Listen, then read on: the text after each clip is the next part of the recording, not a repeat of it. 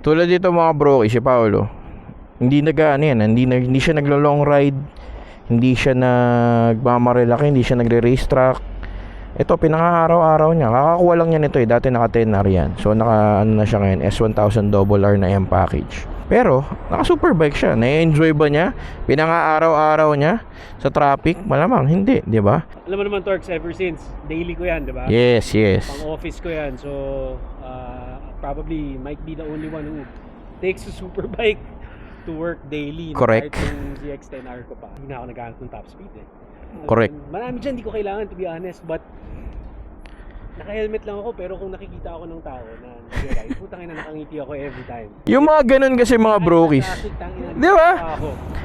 Again, you can't say na mamamaximize mo siya dito, may enjoy mo siya sa traffic, definitely not. Pero kumbaga yung the privilege of just owning one, iba di ba? So yun, magigets mo yan mga brokies pagka talaga nagkaroon kayo.